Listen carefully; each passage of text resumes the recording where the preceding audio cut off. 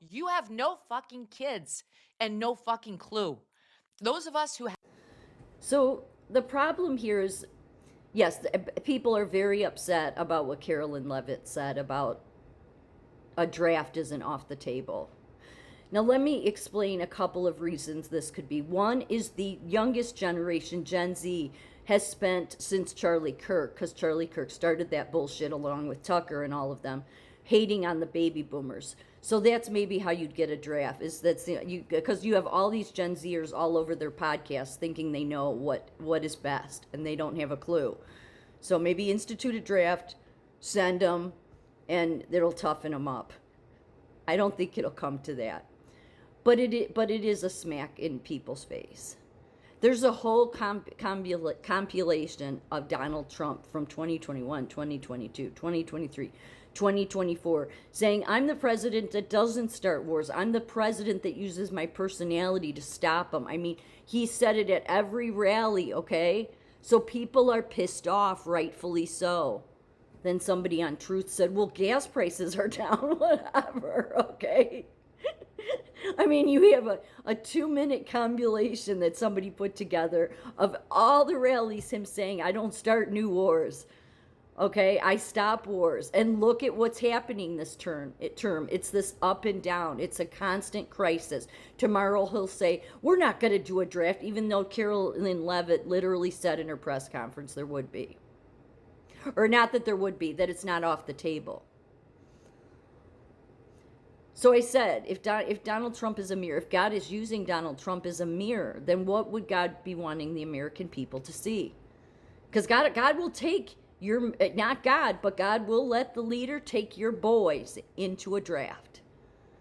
If the people do not get it, because go to the Bible, Megyn Kelly, go to the Bible, Marjorie Taylor Greene, go to the Bible, Democrats, Republicans, all of you. Yes, there's a bunch of warmongers. There is. Pete Hegseth, I mean, troops on the ground, a draft, that's like heroin to a war addict. It's heroin to them. They love it. It's like, ooh, more American deaths, and we can justify more war. I've said before, that's all there is to Pete Hegseth. There's nothing else there except he wants war. I mean, a draft is his wet dream. Anyway, well, it's true though. Anyway, but can you see how that God is using Donald Trump as a mirror? Because God said to the Israelites, when they willed, their self-will said, we want a king, we want a leader. And God said, this is a rejection of me. And this is what will happen because you reject me and you exercise your free will to keep looking to a leader to fix it.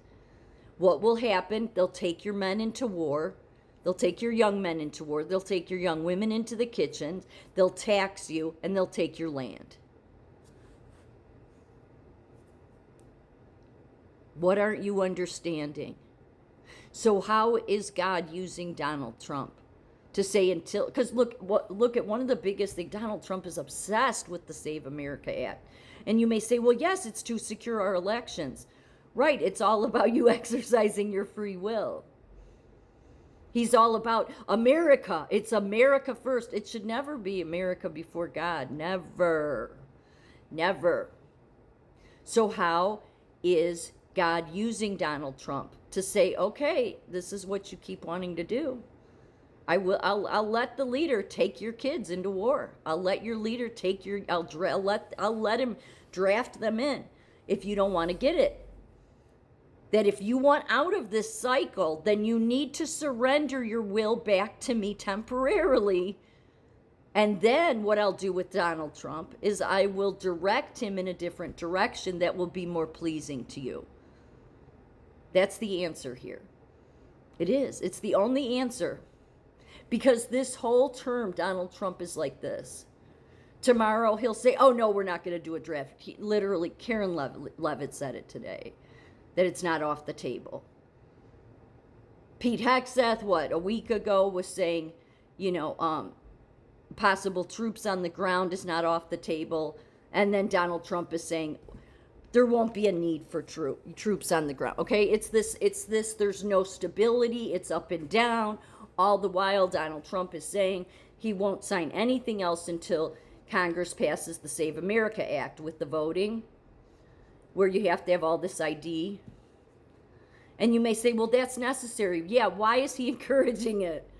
Because he's not going to get out there and encourage you to exercise your free will back to God. It's like God's using him as a mirror. This is what I told you in the Bible. All of what is happening right now will happen if you keep thinking that you need to elect leaders instead of surrender to God. It's not both. It's one or the other. I keep saying it. You have to decide. It's not both. And clearly you're not going to get all the American people, but God's not looking for all the American people to get it. But I'll tell you one thing, God will say, yeah, put the young people in a draft, because them going after the baby boomers was the ugliest thing they've done.